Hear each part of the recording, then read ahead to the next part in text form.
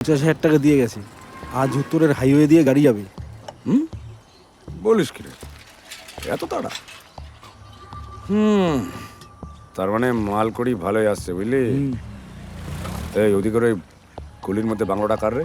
ওনারই বাংলো, মহোৎসব। মেয়ে মানুষ আছে। মেয়ে মানুষের নাম করে এরকম রাঙা বউয়ের মতো লজ্জা পাচ্ছিস কেন? বিয়ে থা করেছিস নাকি হাতি ভরসা?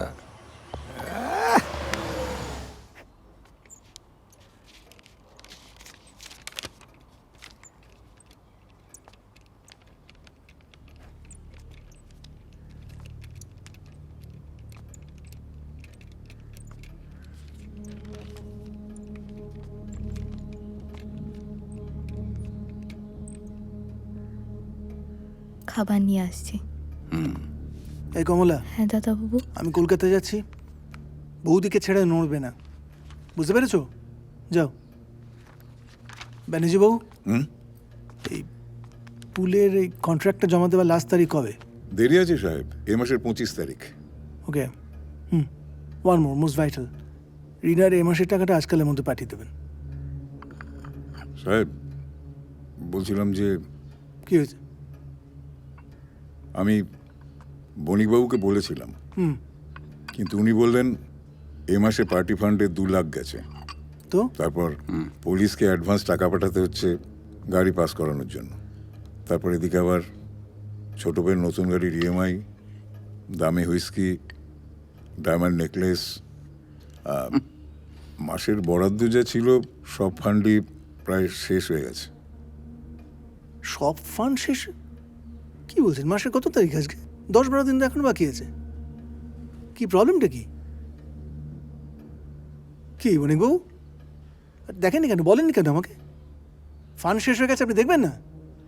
সাহেব, আসলে এ মাসে ছোট বউ একটু বেশি টাকাই নিয়েছে।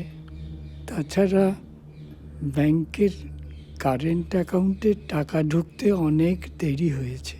না না, ছোট বউ বেশি টাকা চেয়েছে মানেটা কি? বেশি চাইলে আপনি দেবেন কেন? এটাই তো আপনার কাজ। এত বছর তো এটাই করে এসেছেন, আজকে হঠাৎ নতুন কথা বলছেন কেন? হুজুর, সব ঠিকঠাকভাবেই তো চলছিল।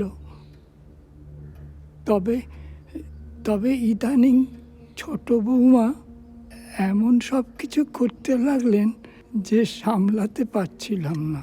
আসলে ব্যাপারটা কি বলুন তো? তা নয়, আপনার বয়স হয়ে গেছে, আপনার রিটায়ার করা উচিত। ম্যানেজ বাবু, আমি বণিকবাবু একটা রিপ্লেসমেন্ট চাইছি। ফাইন সামওয়ান ইয়াঙ্গার, যে চটপটে কাজ করতে পারবে, দুটো দিক সামলাতে পারবে। বুঝতে পেরেছেন? বণিককে বদলালেই কি সমস্যার সমাধান হবে?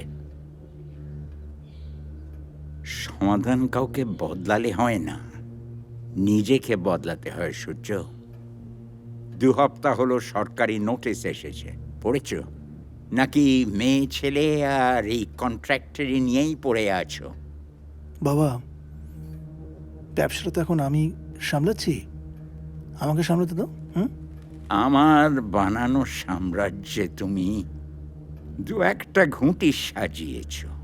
এই কাঠের ব্যবসাটা না হলে এই ইমারত আর তোমার এ ফুটানি কিছুই হতো না। তাই বলি, এই উকিল, বিডিও আর ফরেস্ট অফিসারের সঙ্গে একটু বসো।